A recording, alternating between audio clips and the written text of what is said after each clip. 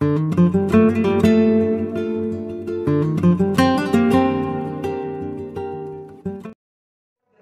Mekah, itu anak bapaknya si Ibrahim. Padahal sudah melihat dengan kepalanya, sudah melihat dengan matanya, Nabi Ibrahim adalah nabi dan diutus oleh Allah untuk menegakkan tauhid dan untuk menyeru kepada menyembah kepada Allah. Ini bapaknya Nabi. Kemudian yang sudah paling akhir, pamannya Nabi Muhammad, Abu Jahal, Abu Lahab. Beliau, mereka berdua ini bukan cuma tidak bisa melihat, dari bayi sudah bisa melihat. Dari kabar pendeta Bukhara yang menyatakan bahwa Nabi Muhammad itu adalah Nabi dan Rasul kelak, mereka tetap tidak yakin dan meremehkan Nabi Muhammad. Bahkan ketika Nabi Muhammad punya mukjizat membelah bulan, mereka tahu, mereka sadar, dan mereka yakin itu adalah kesaktian Muhammad. Karena hidayah tidak datang, Muhammad ponakannya ngapain ponakanku itu? Orang sihir, tukang sihir dia katanya. Padahal dia melihat, ketika Rasulullah mengeluarkan air dari tangannya. Cerita itu benar. Tapi karena Abu Jahal tertutup hatinya, tidak diberikan hidayah oleh Allah, maka matinya juga mati kafir. Kita saja Bapak Ibu bukan ponakan Nabi Muhammad, bukan juga sepupu Nabi Muhammad. Kita nggak pernah ketemu Nabi Muhammad, kita nggak pernah dengar langsung bagaimana Muhammad itu, dan kita juga tidak pernah bagaimana Al-Quran turun. Tapi kita diberikan hidayah oleh Allah, kita bisa memiliki dan menikmati iman dan Islam. Dan pada saat ini tanggal malam ke-29, Bapak Ibu masih hadir ke masjid, berarti ada hidayah yang ada di dalam hati Bapak Ibu, tidak hanya iman. Maka oleh karena itu kita pertahankan hidayah ini dengan bersyukur. Wa la'allakum tashkurun, yang keempat, jika kalian semua hamba-hamba ingin masuk kepada dan dikatakan Idul Fitri, wa la'allakum tashkurun, kita harus bersyukur. Karena kalau kita tidak bersyukur, sekecil apapun nikmat yang kita miliki, apalagi banyak nikmat yang kecil saja, kalau kita tidak bersyukur akan menjadi azab. La in syakartum la azidannakum wa la in kafartum inna azabi lasadid. Seandainya kamu tidak bersyukur atas nikmat yang aku berikan, inna azabi lasadid, la azidannakum, seandainya kamu bersyukur kepada nikmat yang aku berikan, dan Allah la in syakartum la azidannakum, Allah akan tambah rezekinya kepada orang-orang yang bersyukur. Tetapi sebaliknya, wala in kafartum, jika engkau kufur terhadap nikmat yang sudah aku berikan, inna adzabi lasadid, kata Allah, sesungguhnya siksaanku pedih nanti. Jadi Bapak Ibu, kita bisa tahu dari beberapa Rasulullah yang perjalanan Isra Mi'raj sudah dinampakkan oleh Allah bahwa orang kaya bisa masuk surga karena hartanya. Orang kaya bisa masuk neraka juga karena hartanya. Orang pejabat punya jabatan tinggi atau punya apapun profesionalisme yang dimiliki, mereka masuk ke surga karena jabatannya, masuk neraka juga karena jabatannya. Sebaliknya juga ustadz, dai, ulama termasuk saya bisa tidak hati-hati masuk ke neraka karena ilmunya, masuk ke surga juga karena ilmunya. Oleh karena itu kita harus berbanyak bersyukur kepada Allah, berapapun dan sekecil apapun nikmat yang kita miliki oleh Allah, dari Allah tersebut. Nah ini juga menandakan, bahkan di suatu saat Rasulullah itu tanya kepada sahabat, ditanya setelah sholat, sahabat ditanya oleh Rasulullah, kamu tahu nggak orang bangkrut itu siapa? Atadruna manil muflis, kata Rasulullah, tahu nggak kamu yang orang yang bangkrut nanti di akhirat? Maka menjawab sahabat semua itu, mal muflis al muflis la dirham lahu. Ya Rasulullah, orang yang bangkrut itu adalah orang yang tidak punya duit, yang tidak punya simpanan miliaran di rekening. Yang orang yang bangkrut itu Rasulullah, la mata, orang yang tidak punya rumah, tidak punya harta benda, tidak punya mobil, tidak punya unta, kata sahabat. Tapi Rasulullah SAW salah. Orang bangkrut itu di akhirat adalah orang nanti datang di hari kiamat, dia membawa pahala sholatnya, dia membawa pahala zakatnya, dia juga membawa pahala sedekah dan infaknya, tetapi ternyata pahala-pahala itu nyampe ke hari penghisapan, hari perhitungan, hanya dibayarkan kepada dosa-dosanya ketika di dunia. Karena di dunia itu sering melakukan dosa, memfitnah saudara semuslimnya, menjelek-jelekkan saudara semuslimnya, tidak akur dengan tetangga, dia hanya sholat saja, dia hanya zakat, dia hanya puasa, tapi sama tetangga apalagi nyapa senyum, tidak pernah senyum.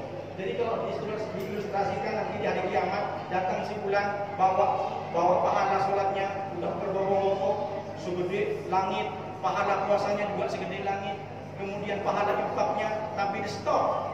Ketika sudah mau dimasukkan ke surga, ada orang yang teriak, ya Allah, ya malaikat semuanya, stop orang itu. Dia memang rajin ke masjid, dia memang rajin membayar zakat, rajin berinfak masjid. Bahkan dia, ya Allah, sudah membangun 10 masjid di satu desa. Bayangin desanya 100, ada berapa masjid yang dibangun. Tapi ya Allah, dia pernah memfitnah saya, dia pernah menyakiti saya, dia pernah menjelek-jelekan saya, sehingga nama baik saya hancur di dunia, ya Allah. Saya nggak terima orang itu masuk surga. Jadi kata Allah, istilah ilustrasi bebas ini, sini kau, mana apa pahala-pahala sholatmu? Bayarkan dulu sama saudara kamu yang kamu jelekkan di dunia itu. Bayarkan semua dulu. Setelah dibayarkan ternyata nggak cukup. Jadi ibarat orang dagang, modal sudah habis, tagihan datang terus. Modalnya sudah habis, tagihan datang dari bank dana, dari bank BBM. Padahal modal sudah habis, bangkrut juga. Nah itu yang dimaksud bangkrut. Bayarkan semuanya. Setelah dibayarkan semua pahala untuk dosa-dosanya yang dia dolimi, orang yang didolimi oleh dia, orang yang dijelekin oleh dia, orang yang sudah difitnah oleh dia, dibayarkan pahalanya semuanya, ternyata habis sudah pahala.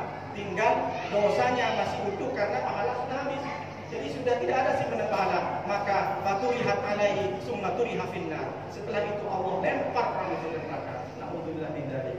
Jadi kalau kita pikir Bapak Ibu tidak cukup kita hablum minallah, kita hablum minannas. Nah, Idul Fitri ini, Idul Fitri adalah kesempatan diberikan oleh Allah. Kita sudah berpuasa 1 bulan, tapi kalau kita tetap bermusuhan dengan tetangga, tidak akur dengan saudara sendiri, tidak akur dengan teman sekantor, teman pekerjaan, inilah akhir Idul Fitri. Kita betul-betul Idul Fitri kembali ke fitrah. Jadi kalau kita ingin betul-betul merayakan Idul Fitri, kita harus lahirkan memberi maaf, karena memberi maaf itu lebih mulia daripada minta maaf. Bahkan di 1 Syawal Nabi Muhammad ini bertausiah memberikan ceramah, dibisikin atau doa-doa malaikat Jibril itu terdengar oleh Rasulullah. Ketika naik mimbar, ada 3 doa Rasulullah, 3 doa malaikat Jibril yang didengar oleh Rasulullah. Yang pertama apa? Kata malaikat Jibril, ya Allah, jangan terima doanya orang yang durhaka kepada orang tuanya. Jangan terima ya Allah. Apa kata Rasulullah? Amin. Malaikat Jibril berdoa, Rasulullah bilang amin. Pasti diterima. Jelas 1000% diterima. Yang kedua apa kata malaikat Jibril? Ya Allah, jangan terima doanya istri yang durhaka sama suami. Jangan terima ya Allah doanya istri yang durhaka. Durhaka bisa ditafsirkan sendiri Bapak Ibu. Yang mungkin bikin marah suaminya, bikin jengkel suaminya, itu durhaka namanya. Tidak perlu harus ngumpat-ngumpat, apalagi ngomel-ngomel sama suaminya. Dikit-dikit kopi, dikit-dikit teh katanya. Ini Nabi malaikat Jibril yang berdoa. Jangan terima ya Allah doanya istri yang durhaka. Ada yang tanya ke saya dulu, Pak, kalau suami ada nggak yang durhaka sama istri? Sampai sekarang saya, mondok saya sudah 10 tahun, tidak ada hadis yang menjelaskan suami durhaka sama istri. Tetapi kalau dibilang suami itu adalah penanggung jawab, kullukum ra'in wa kullukum mas'ulun ra'iyatiyah. Artinya suami tidak hanya cukup sebagai presiden tapi kepala keluarga. Ditanya, anaknya sering warmit, suaminya, bapaknya disiksa.